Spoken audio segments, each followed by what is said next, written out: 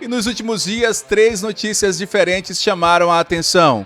À primeira vista, parecem notícias desconectadas sobre um resort no interior do Paraná, o inquérito sigiloso aberto dentro do Supremo Tribunal Federal e declarações públicas de um ministro sobre um ex-presidente. Mas quando a gente conecta esses fatos, a pergunta deixa de ser pontual. O que está acontecendo com a confiança no sistema de justiça no Brasil?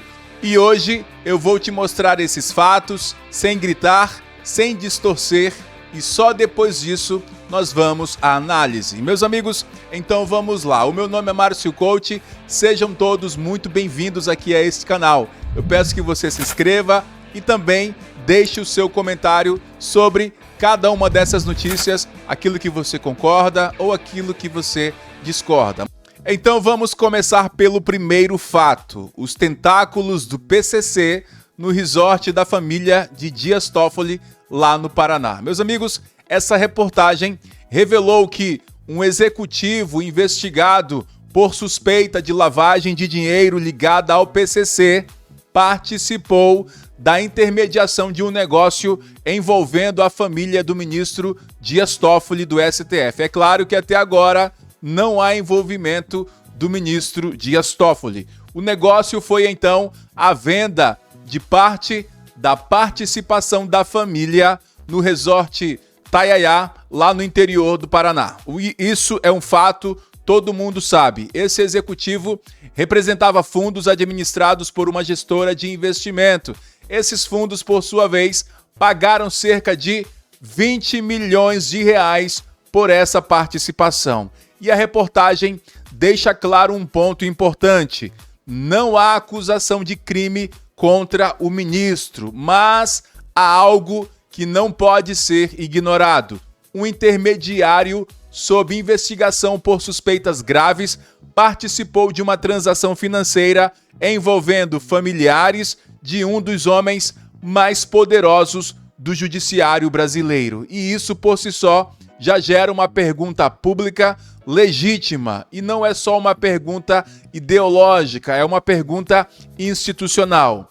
Que tipo de filtro existe quando negócios privados se aproximam do topo do sistema de justiça? Até aqui o que temos são apenas fatos, mas atenção aqui para o que diz essa notícia então sobre os tentáculos do PCC no resort da família de Dias Toffoli lá no Paraná. Vamos aqui então, aqui está o ministro, né, que vocês conhecem muito bem.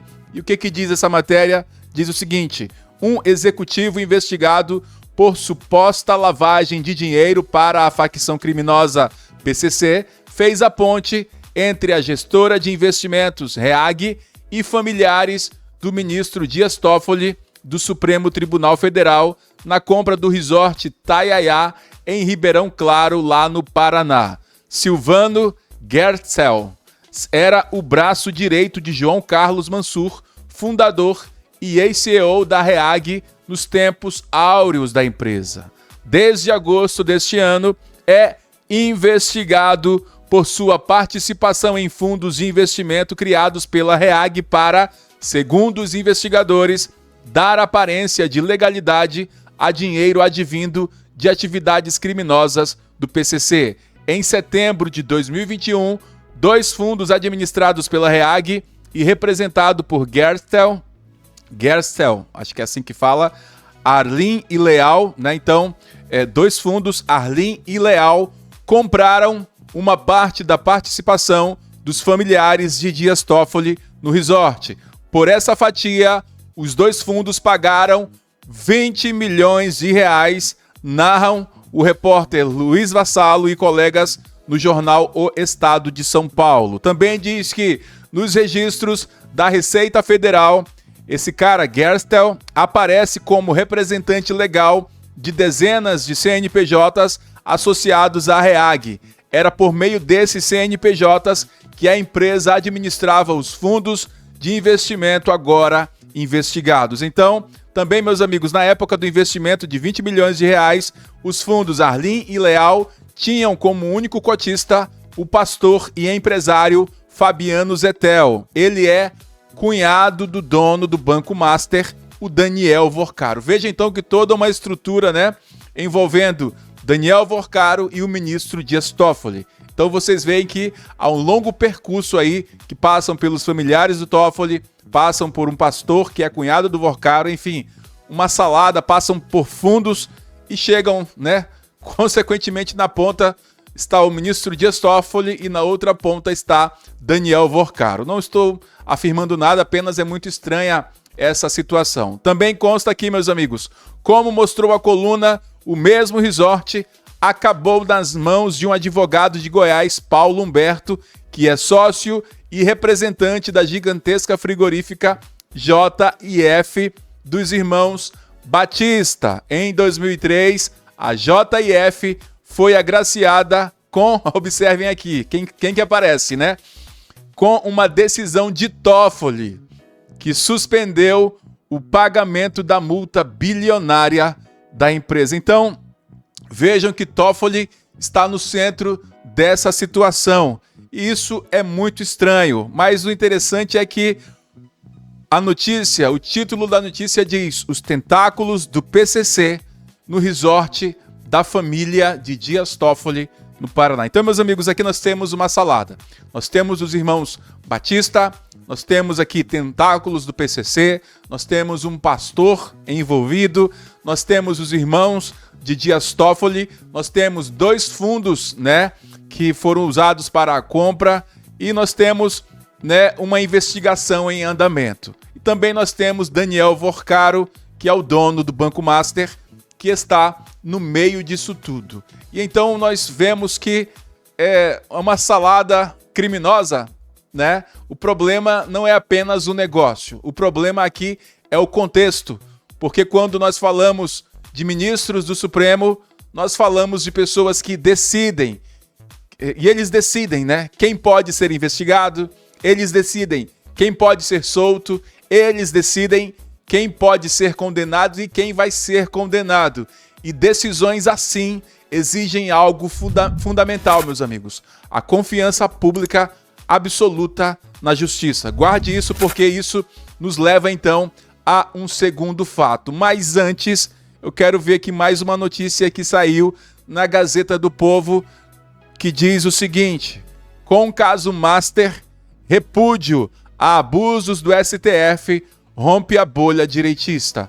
Isso significa o seguinte, que até mesmo o pessoal da esquerda já não está mais tolerando tudo isso, todos esses escândalos que estão saindo todos os dias no Banco Master. Então vocês veem que há muita gente, há muitos interesses ao redor do Banco Master. E aqui essa matéria da Gazeta do Povo de hoje diz o seguinte: pela primeira vez em anos, com o caso do Banco Master, críticas a abusos de poder do STF estão rompendo a bolha direitista e ecoando em forma menos tímida em setores da esquerda, do mercado financeiro e da grande imprensa. E o que diz adiante essa matéria? A mudança, por que está acontecendo essa mudança? Ele explica. A mudança ocorre após revelações recentes de que os superpoderes do STF estariam sendo usados não só para conter a direita, mas também para favorecer pessoalmente os próprios ministros. Quem? Toffoli trouxe o caso do Banco Master para o STF e impôs sigilo máximo dias depois de, em novembro, viajar ao Peru em um jato privado com um advogado de um investigado. A controvérsia, aqui na parte de azul agora, a controvérsia se agravou com a revelação do contrato de 129 milhões de reais entre o banco e a esposa de Alexandre de Moraes, a conhecida, chamada de a Neymar dos negócios advocatícios. E com essa decisão de Toffoli de retirar também, né, isso foi agravado no caso, né, a controvérsia se agravou em razão do contrato, e também com a decisão de Toffoli de retirar da Polícia Federal a guarda das provas apreendidas. Então, uma das pessoas que bateu forte e está batendo forte nesse caso é a colunista Miriam Leitão. Vocês de direita não gostam da Miriam Leitão, né? Nós de direita aqui temos uma certa, né, resistência a ela. E ela foi uma das figuras, segundo a matéria da Gazeta do Povo, que destoou do seu padrão habitual em relação aos atos de Moraes. Então nós temos agora Miriam Leitão criticando Alexandre de Moraes, as decisões de Alexandre de Moraes. Em dezembro, ela afirmou que o contrato de Viviane Bassa de Moraes com o Master jamais poderia ter sido assinado. A Miriam tem histórico de defesa radical das medidas de ministros do STF contra a direita. Uma outra pessoa também que criticou foi Eliane Cantanhede, que vocês também conhecem, que disse no Estado de São Paulo, no jornal Estado de São Paulo, que há boas razões para perplexidade e desaprovação em relação ao Supremo. E aqui ela diz o seguinte: o que se esperava é que os ministros desmentissem ou explicassem essas relações, não que fossem investigar em sigilo e usando o próprio Supremo quem contou tudo. Também, meus amigos, o mercado financeiro, grande imprensa e parlamentares esquerdistas começam a reagir contra os abusos do STF. Então nós temos aí jornalistas, nós temos parlamentares que estão criticando muitas dessas decisões, né? Então há um repúdio e há abusos do STF rompendo o que eles chamam de bolha direitista. Mas, meus amigos, antes de nós avançarmos, não deixe de se inscrever no nosso canal aí, tá bom? Vamos então agora para essa segunda notícia. Mas antes, né, também comente aqui o que você acha disso, né? Você acha que de fato está tendo... as pessoas estão abrindo os olhos para tudo o que está acontecendo de verdade no Brasil? Parece que agora eles não têm mais como usar Bolsonaro como cortina de fumaça e as notícias então começam a aparecer no noticiário. E aqui nós temos uma segunda matéria que diz o seguinte: o monarca absoluto Alexandre de Moraes abre outro inquérito sigiloso, e essa matéria foi escrita por Mário Sabino.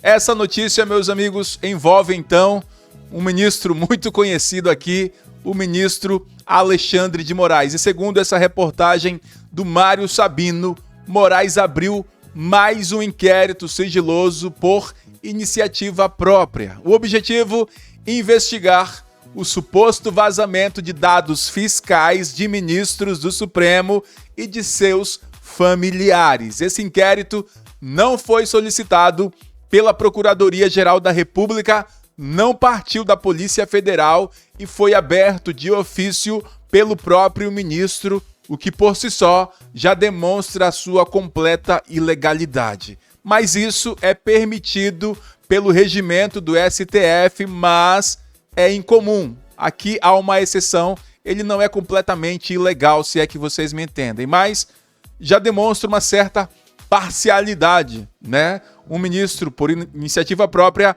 abriu um inquérito porque provas decorrentes de um contrato da própria esposa vazou na imprensa, né? O contexto, então, é importante. Esse inquérito surge, então, após reportagens envolvendo os dados financeiros e contratos milionários ligados ao Banco Master e a pessoas próximas também a alguns ministros. Ou seja, o sistema investiga o próprio sistema. Vou repetir, o sistema está investigando o próprio sistema. E isso gera, então, uma tensão evidente. Não estamos falando de um juiz comum. Nós estamos falando de alguém que acusa, investiga, decide e agora manda investigar algo que envolve o próprio ambiente institucional em que ele está inserido. Isso não é ilegal completamente, tá? Mas não é moral e é sensível. Então, as democracias, meus amigos, não vivem só de legalidade. Nós vivemos também da percepção de legitimidade. E aqui a matéria do Mário Sabino fala sobre isso, né? O monarca absoluto Alexandre de Moraes abre outro inquérito sigiloso. E aqui então temos Alexandre de Moraes, está aparecendo o Amin, né? Interessante. Alexandre de Moraes abriu mesmo, de ofício, outro inquérito sigiloso para investigar se houve vazamento de dados financeiros dele e da sua família pela Receita Federal ou pelo COAF, assim como o de informações sobre parentes do colega Dias Toffoli. Então vejam a dobradinha, né? Toffoli de um lado, Moraes de outro. Moraes está chateado porque a imprensa revelou que a sua mulher advogada assinou um contrato com o Banco Master sem objeto definido, sem escopo definido, no valor de inéditos e fabulosos 130 milhões de reais. Na verdade, eles exageraram aqui, são apenas 129 milhões de reais. Diz ainda que, aqui uma pergunta do Mário Sabino, diz o seguinte: quais são então as grandes ações que o escritório dela conduz para o Master? E ele responde: nenhuma, ao que se tem até o momento. Então, um contrato nessas proporções não tem nenhuma ação. Não figura nem mesmo entre os escritórios que defendem esse extraordinário Daniel Vorcaro no inquérito que apura as fraudes cometidas pelo banqueiro e a sua turma da pesada. A única iniciativa de Moraes um Moraes em prol do Master teria sido do próprio ministro. Já na vigência do contrato do escritório de sua mulher com o banco, ele teria feito pressões sobre o Banco Central para que o Master pudesse ser vendido para o BRB. Então, ele está dizendo o seguinte: olha, a esposa de Moraes não fez nada, mas o ministro fez uma pressãozinha lá sobre o Banco Central. Alexandre de Moraes negou veementemente que tenha feito essas pressões e foi só. Então, o ministro também não se dignou a dar qualquer explicação sobre o contrato.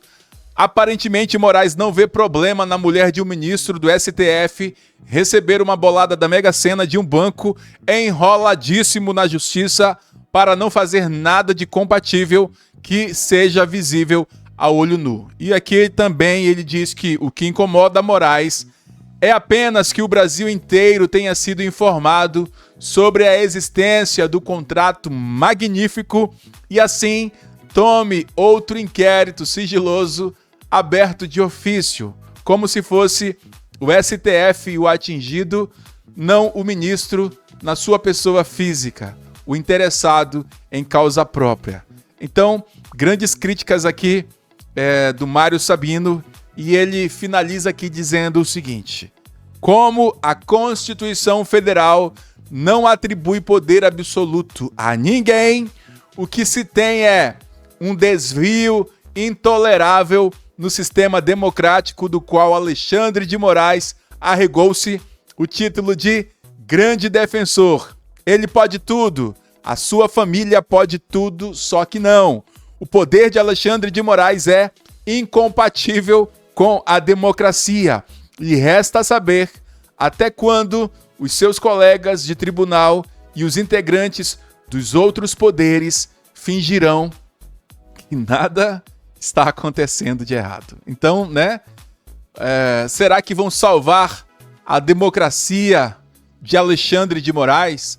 É uma crítica contundente aqui do Mário Sabino. Vocês podem ler com mais detalhes e com mais calma lá no site Metrópolis. Então, meus amigos, quem fiscaliza o fiscal quando o poder se fecha em sigilo? Porque quanto mais poder concentrado, mais transparência deveria existir, como nesse caso aqui. Mas o que vemos é o oposto, né? Alexandre de Moraes e Toffoli determinam então mais sigilo, menos explicação pública.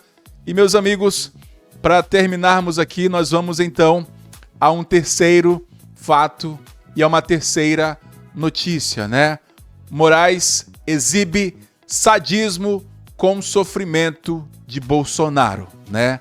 E essa matéria está na Gazeta do Povo e é assinada pelo Deltan Dallagnol. E segundo o Deltan, o ministro Alexandre de Moraes, esse aí da foto que vocês conhecem, né, fez declarações públicas com tom irônico e de deboche essa semana envolvendo o presidente Jair Bolsonaro. E isso teria ocorrido em um evento acadêmico durante uma formatura na área de direito, na área do direito lá na USP. Além disso, o Deltan afirma que o mesmo tom irônico aparece em decisões judiciais quando o ministro afirma que determinadas condições não transformam o cumprimento da pena em uma estadia hoteleira ou colônia de férias. E aqui, meus amigos, é essencial nós separarmos as coisas. As coisas não podem ser bagunçadas. O fato é que as declarações existem e estão registradas. Mas aqui o tom utilizado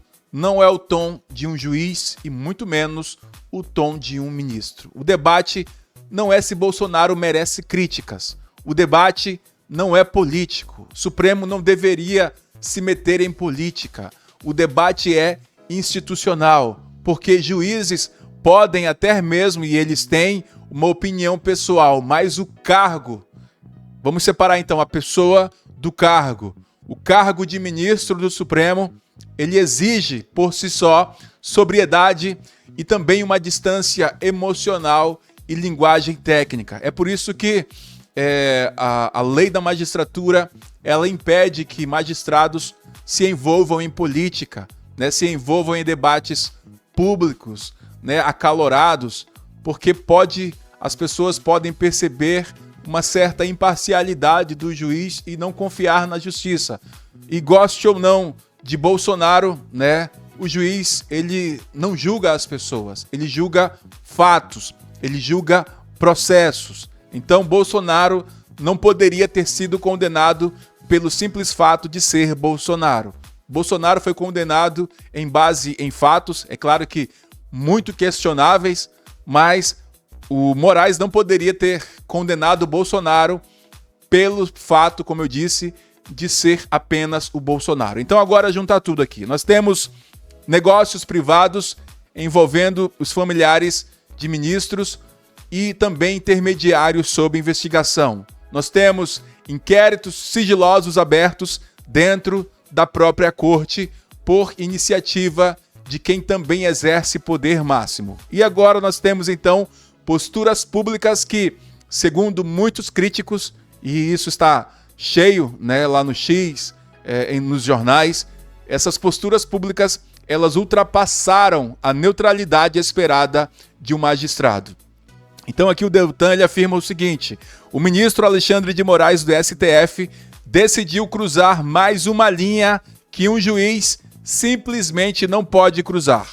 Foi em público, usando o cargo de ministro do STF para debochar de um réu que ele próprio condenou, Jair Bolsonaro. Aconteceu durante a formatura de alunos de Direito da Universidade de São Paulo, a USP, onde Moraes leciona. O ministro fez piadas sobre o tempo de fala de outros palestrantes, dizendo que quase precisou tomar algumas medidas contra quem passou mais de 3 minutos de fala. Todo mundo riu a respeito disso aqui porque foi uma piada.